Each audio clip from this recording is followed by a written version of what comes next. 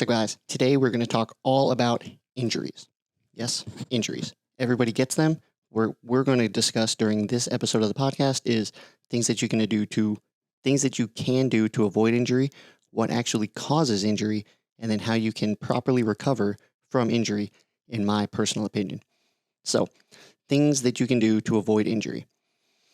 There's a lot of things that you can do to typically avoid some form of an injury. A lot of those are going to be things that you can do proactively. We call those prehab type movements. So if you're experiencing any sort of minor pain, minor ache, minor issue, go in and work out that body part a little bit extra before you tax it and before you work it out inside of an actual workout, right? So for instance, if we're doing an overhead pressing workout and you've got a little bit of shoulder tightness, you're probably going to want to go in a little bit early and do some banded shoulder mobility movements, grab some really light dumbbells and do some dumbbell stuff or some, change plate stuff with 2.5 pound plates or 5 pound plates, those types of things. So, the prehab type of stuff that you can do is going to help out tremendously.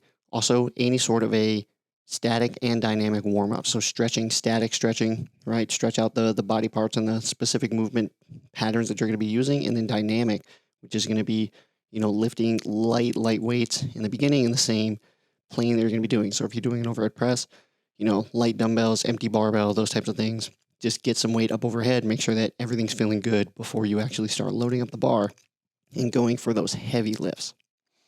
You're also going to want to make sure that you're focusing on getting enough sleep, properly recovering, hydrating enough, fueling your body properly. All of these things are going to come into how well your body is able to properly respond to the stimulus that you're going to be throwing at it over the course of your workout. So if you're underslept, I don't know if that's proper. If you're under-recovered, if you haven't slept enough, if you're tired, if you're exhausted, if you're stressed out, if you haven't eaten well, those things are all going to affect the way that your body is able to perform in any given workout, in any given exercise pattern.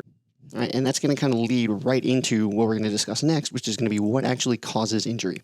Most people think that injury is primarily caused by an imbalance or an inefficiency in a movement pattern, right? So if you're deadlifting, you're excessively rounding the back, or if you're overhead pressing, you're excessively arching your back forward or arching your chest forward, putting a lot of strain on your back.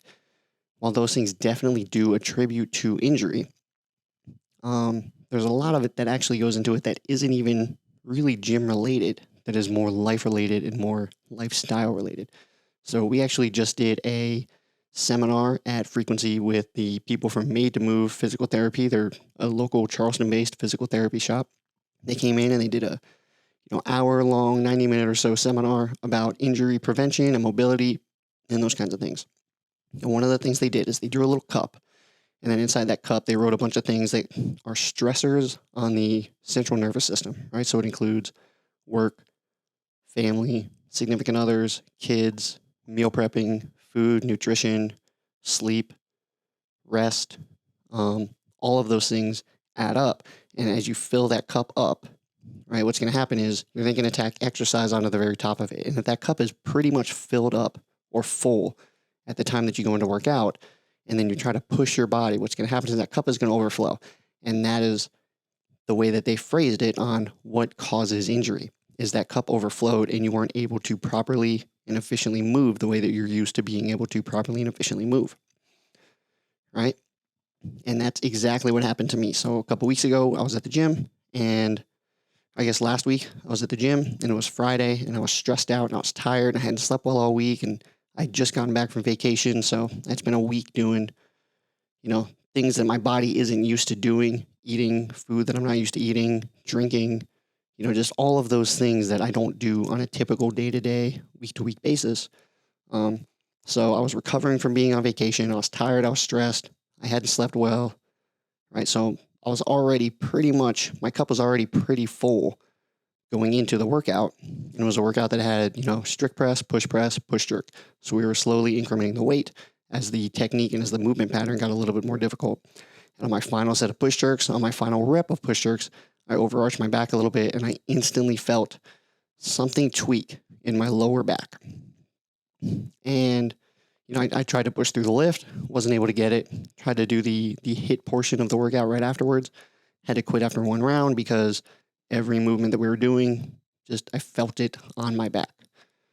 So what did I do to, inflict this injury? Was I didn't properly listen to my body. I wasn't listening to what my body was telling me going into that workout, which is you're tired, you're stressed, you haven't slept well, you haven't eaten well this week as you're getting back into the swing of things, right? Your body isn't ready to go for a max effort lift attempt. And I did that anyways, right? So I wasn't listening to my body. I wasn't properly recovered. I wasn't rested, right? My central nervous system was taxed as much as it can possibly be taxed. And then I still went in and tried to do a maximum effort lift. This is where the phrase, do what I say, not what I do comes into play. So what did I do? I refused to let it sideline me completely. Right now we're going to get into the things that you can do post-injury to help you recover from injury a little bit faster, a little bit better. So a lot of times what people will do when they sustain some sort of an injury, depending on what the injury is they will completely stop doing anything. No working out, no meal prepping, no drinking of their water, not getting enough sleep, right? Sometimes that's related to pain due to the injury. Sometimes it's just staying up late watching Netflix. Who knows? That's not the way that I prefer to do things. The way that I recommend all of our members do things and the way that I personally do them is still perform some form of activity, just modify it or scale it accordingly, right? So my issue is in my lower back. I attempted to demo air squats earlier this week and that hurt.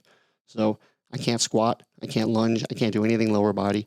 Anything upper body involves bracing the core, kind of arching your back a little bit, so I can't do anything upper body. What can I do? I can do cardio. So I've been going in and I've been hopping on the assault bike for 45 to 60 minutes every single day, and that has been my workout. So I hop on the bike, put in my earphones, and, watch an episode of television on Netflix or Hulu or, whatever I happen to be watching at the time. And that's what I'm personally doing to rehab from injury. So I'm doing the assault bike and I'm going for walks. Those are the two big things that I'm doing to ensure that I'm still getting some level of activity, even if it's not the same level of activity, or even if it's not sending the same signal to my body that I'm used to sending, which is going to be more anabolic, anaerobic, muscle building type of a signal. Right? So how does this apply to you? Depending on where your injury is, what type of injury it is going to highly determine whether or not you're able to continue to move and work out and function the way that you're used to, right? If you have a lower body injury, say you have a knee tweak, you can still do everything upper body, right? You still do pressing, you still do bench press and pulls and pull-ups and all of those upper body movements that don't involve your knee, right? And then conversely, if you have an upper body issue, like say a shoulder or an elbow, you can still do all the squatting and all the lunging and all the lower body movements that are involved in whatever program you're currently doing. All you then have to do is modify or scale the upper body portion of the workout, right? If your issue is similar to mine, where it's right in that area, it's in that lower back area where you can't really do lower body and you can't really do upper body, well, what you can do then is just low level cardio, low level steady state style of cardio. Right? It's not as fun. It's not as glamorous. It's not as, Instagram friendly going in and hopping on a bike for an hour, but it does continue to send a signal to your body that you're being active, you're doing work, you're continuing to push yourself to improve and get better, even though you're dealing with something that is kind of debilitating and kind of causing you to mentally not want to go in as much, right? So just a little bit about injuries, right? Just wanted to kind of cover that for you guys since it's something that I'm currently dealing with, and I figured that it would be good for, other people to hear about, even though, whether you're going through something right now or not, right? So properly warm up, static stretching, lightly dynamic warm up, rest, recover, food, water, watch the stressors that you're putting on your central nervous system with work, family, kids, significant others, meal prepping, all that stuff. And then just really listen to your body as you're progressing through your workout. And then in the event that something does happen and you do sustain an injury, try to continue to move in a pattern or in a plane of motion that doesn't cause you significant pain, right? Whether that be low level steady state cardio, or whether that be, all lower body movements or all upper body movements, or very minimal scaling of various different things depending on where your injury lies and what your ailment currently is. All right, guys, that's what I got for you today. Stay safe out there. Work out efficiently. Work out well. Be able to get back in there the next day. And I'll see you next time. Hey, what's up? Thank you for checking out this episode of the FREQ Talks Podcast. If you found this interesting, please don't forget to like, subscribe, and hit that little notification bell so that you get notified every time we upload a new video. Thanks a lot. Have a great day.